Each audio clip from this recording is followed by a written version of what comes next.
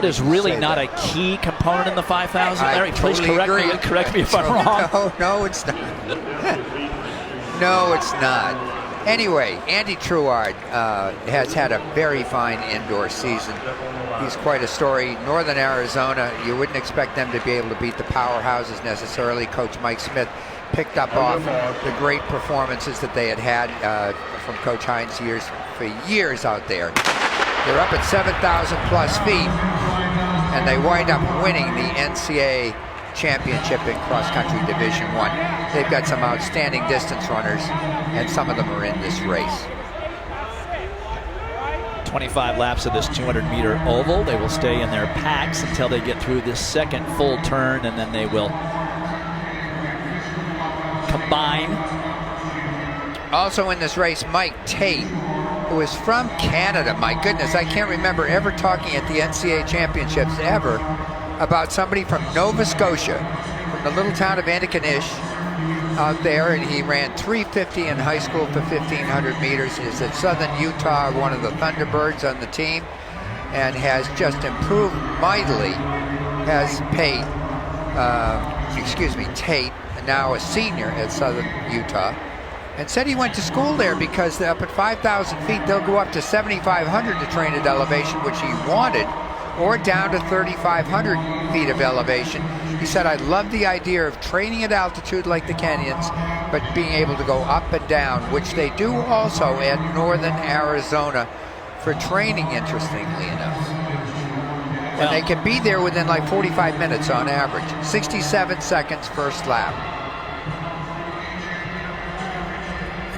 Now this looks like just a fast jog at this point between Jacob Thompson and Vincent Kiprop, two SEC distance runners. And you know, Dwight, let me touch on this. This is very common at 3,000 and 5,000 meters. Once you make it here to the NCAAs, points count.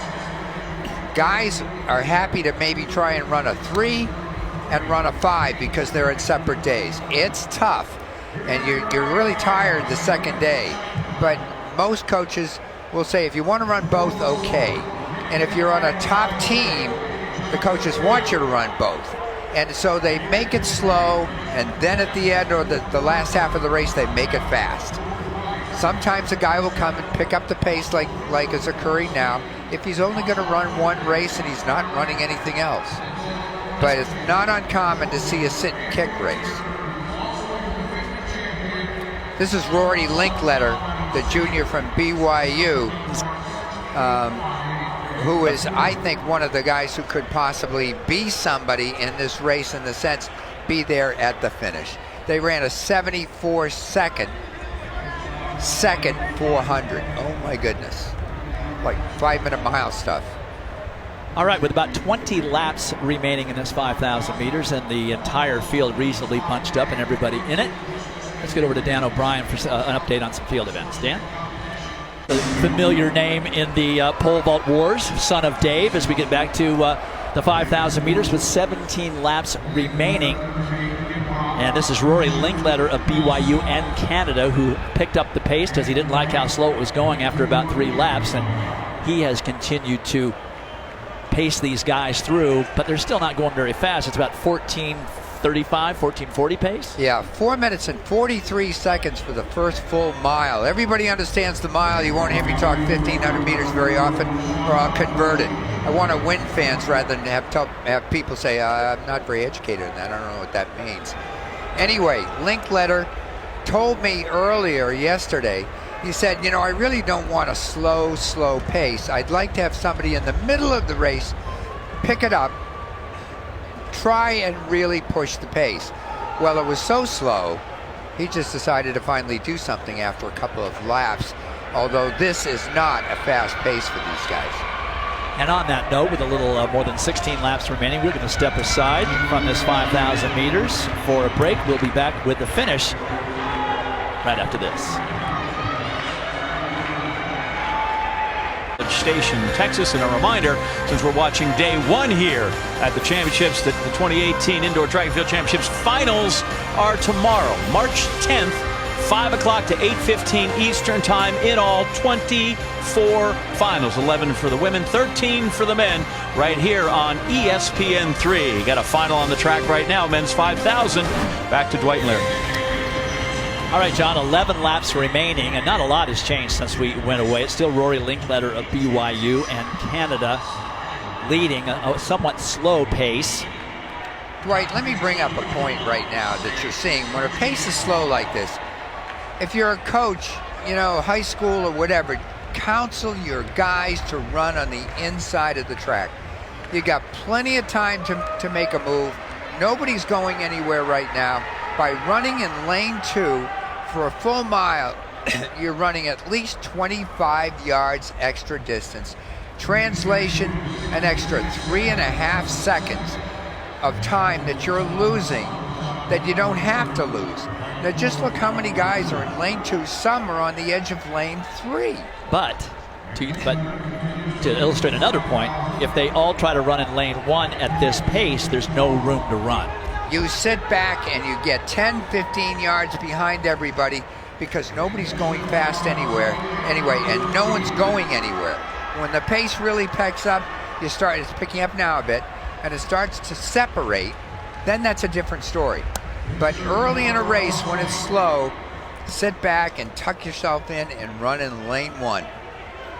So now it is Grant Fisher of Colorado State, the senior, who was 5th at the cross-country national championships earlier, or late last year, I should say. He has now picked up the pace. He's in front. Still in second is Mike Tate of Southern Utah and Canada. And Linkletter has now moved back to 4th. But Justin Knight, it seems to me, even though they have picked it up, it still appears to me as he now comes rushing up from the outside. This is a race for him to win because the pace has been so slow. But with a little bit less than 8 laps remaining, pardon me, let's go over to Dan for a field event update. Yeah, Dan, pentathlon, it's 60% field event, so it's a field event. Right, let me just bring everybody up to speed here. They went through in 4:48, another slow mile for the full 2 miles. Things are finally picking up right now with Vincent Kiprop out in the lead. I believe that is him. I should never say I believe. But in any event, the pace has finally picked up with 4 laps to go. This is reminiscent of what happened at Iowa at their state classic on an oversized track. 6 of the guys in this race all ran together, slow early pace, then they picked it up and ran a 4:13 last mile. And the man running right now in second place, Justin Knight, the NCAA cross-country champion, was the victor in that race. All 6 guys who are in this race all ran within about 2 seconds of Knight at the finish, but it was a very fast last 600, 1 minute and 28 seconds that made the difference. Now things are going to cook from here. Vincent Kiprop just does not want to give up the lead to Justin Knight, and it is still Mike Tate of Canada and Southern Utah hanging in there in 3rd. As we come up to the bell, it is Justin Knight with 200 meters remaining. He qualified easily earlier in the mile and has just sat back and bided his time, taking advantage of a slow pace throughout this entire time. But now it's a real foot race between Justin Knight of Syracuse and Mike Tate of Southern Utah, who's been right at the front the entire time. Now the gap develops. It's Vincent Kiprop trying to make another run at it, but Justin Knight has too big a head of steam and too big a lead. It is going to be the Syracuse junior, the cross-country champion, who also gets an indoor 5,000-meter NCAA title. And the man who's got 3:57 mile speed made the difference. It's not only Cuse, it's Syracuse as well. And they have a very fine team up there, excellent in cross-country with head coach Chris Fox, who's had a great career as a distance runner himself. And Mike Tate did himself proud from the tiny town of Antigonish, Nova Scotia. The young man who participated in many different sports, the guy in second, always loved running first and chose Southern Utah and winds up with 6 big points for the school as Vincent Kiprop makes a very strong run to give Alabama 8 points and pile up some points here for head coach Dan Waters. Congratulations to Justin Knight, due to run the 3,000 meters tomorrow. So he'll have the mile and the 3,000 tomorrow, but today it's the 5,000 in which he wins the title. Vincent Kiprop really made a race of it the last mile or so by picking up the pace, and Hassan Abdi of Oklahoma State gets up in third place.